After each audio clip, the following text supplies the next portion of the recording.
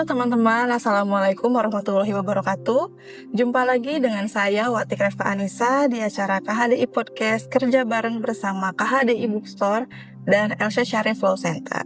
Pada kesempatan kali ini kami masih ditemani oleh Prof. Elsa Syarif. Untuk episode kali ini kita akan membahas satu buku yang sangat menarik, yaitu Dinamika Hukum dan Teknologi Hak Kekayaan Intelektual, yang dimana buku ini cukup banyak halaman ya, kurang lebih 456 halaman. Untuk itu kita langsung saja membahas sedikit isi buku dengan penulisnya langsung, yaitu Prof. Elsa. Halo Prof, apa kabar? Baik, Assalamualaikum. Waalaikumsalam warahmatullahi wabarakatuh.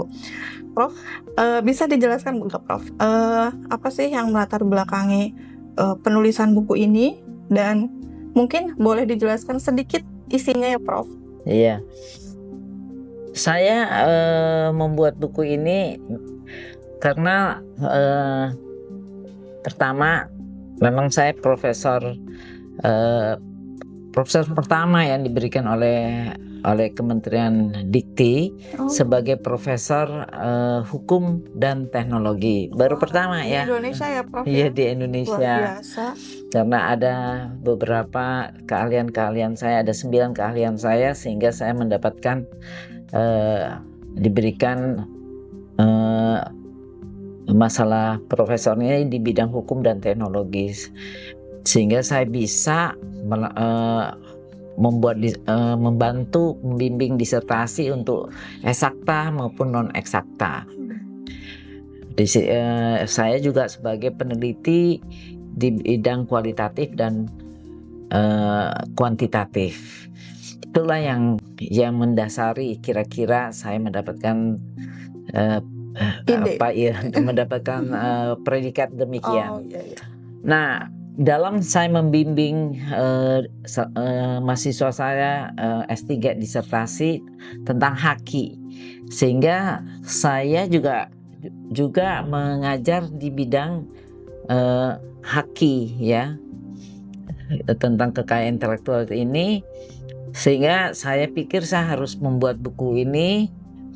Dan kalau nggak salah tahun ini juga saya launching buku Dinamika Hukum dan Teknologi Hak Kekayaan Intelektual. Jadi ini akan di launching ya Prof? Sudah di launching kalau nggak salah pada bulan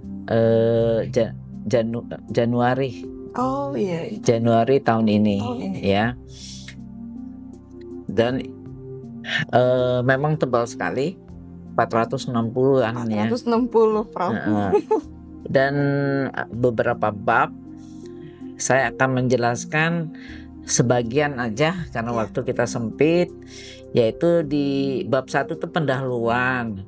Ya, itu ada kekayaan nyata dan kekayaan pikiran. Kemudian kekayaan intelektual dan sistem perekonomian global. Terus pengaturan kekayaan intelektual. Bab 2-nya tentang teori-teori tentang kekayaan intelektual, teori kekayaan intelektual dan perpanjangan kepribadian individual, teori perlindungan hukum atas hak kekayaan intelektual, teori produktivitas kekayaan intelektual. Bab 3 juga ruang lingkupnya, yaitu ruang lingkup haki menurut Konvensi TRIPS Agreement dan dinamika sejarahnya, standar perlindungan substantif dan perlindungan TRIPS secara terperinci. Dan saya juga membuat buku ini sebetulnya ada perlindungan terhadap hak-hak cipta karya-karya tradisional seperti Bengawan Solo, lagu-lagu yang memang sudah sekarang orang menyatakan no name, padahal sebetulnya penciptanya ada meninggal dalam keadaan yang penuh kemiskinan. Padahal karya-karyanya kita pakai sampai saking dipakai sampai akhirnya orang tidak mengenal lagi, dibilang no name. Padahal penciptanya ada dan keturunannya ada yang sebetulnya bisa dinikmati. Kan hak intelektual ini kan uang sebetulnya yang bisa ada harganya. Nah, Bengawan Solo ini kenapa jadi terkenal ya karena Jepang yang senang lagu itu, sehingga penciptanya bisa dinaikkan, bisa dihargai, diberikan apresiasi. Tetapi kan kita banyak sekali pencipta-pencipta lagu yang mungkin salah satunya lagu Sahil Tua ya, Jane, itu yang lagu kemesraan. Oh iya. Itu di mana aja dinyanyiin Frankie Sahil Tua, yang sudah almarhum juga. Itu kan sebetulnya lagunya sudah benar-benar merakyat banget di mana-mana. Setiap kali orang ada acara, pas mau penutupnya pasti lagu kemesraan.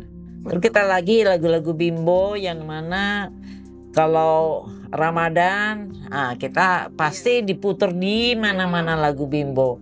Padahal bagaimana barusan penyanyi dari Bimbo yaitu almarhum Acil itu meninggal dunia.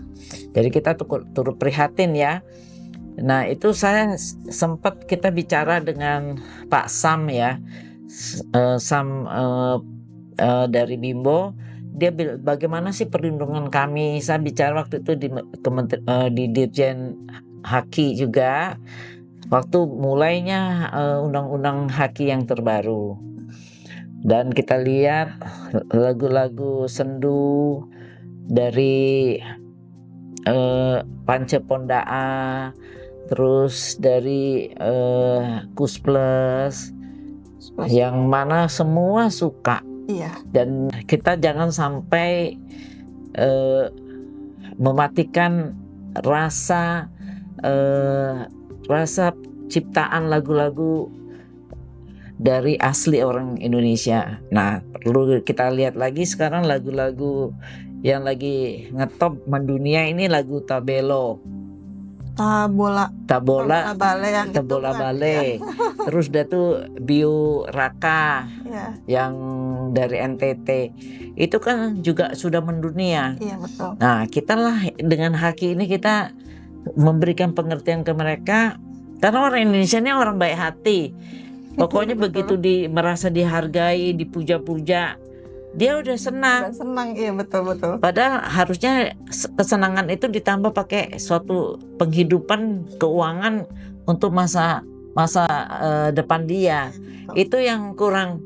Gimana kita daftarkan lagu itu? Sekarang kan lagu seperti Tabola Bale itu kan ada versi India, versi Cina, versi Arab, versi Spain, versi Latin, versi Eropa, banyak sekali, Belanda.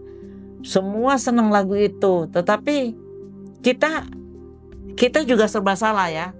Salah satu pihak kita merasa pengen ini orang bisa menikmati. Tapi satu pihak kita juga harusnya dikasihlah suatu penghidupan bagi pencipta itu. Ini dua mata uang yang saling bertolak belakang. Begitu juga kita kasus lagu di mana diputar di resto. Kalau nggak salah mie gacoan atau gocit ya, mie gacoan ya. Yang di Bali itu ya, yang sempat di Bali. Nah, kan kita lagi menggalakkan lagu-lagu Indonesia. Ternyata dilakukan penuntutan pidana, sehingga sekarang mereka menyerukan jangan stop lagu-lagu Indonesia, bagusan lagu Barat, nggak ada yang nuntut. Nah itu kita harus lihat tuh kan dua mata sisi uang itu, yang mana kita harus di satu sisi kita bangga lagu itu kemana-mana, tapi didengar siapapun dan menjadi penghargaan dan mengenal Indonesia. Kita menghargai juga pakai uang juga, kasihan pencipta ini, jangan makan puji tapi kan dia juga makan nasi. Nah itu, dan perlu penghidupan. Inilah yang nanti buku-buku ini akan menunjang, membuka mata publik, mata masyarakat, bagaimana menghargai pencipta Haki ini, gitu. Sangat menarik ya Prof ya, apalagi memang akhir-akhir ini memang sangat ramai tentang permasalahan hak cipta, royalti yang seperti itu ya Iya. Prof ya. Mungkin dengan adanya buku ini juga kita bisa belajar gitu ya Prof ya. Terima kasih banyak waktunya, semoga sehat selalu. Amin. Terima kasih juga teman-teman KHDI. Sampai jumpa di episode selanjutnya. Assalamualaikum warahmatullahi wabarakatuh. Waalaikumsalam.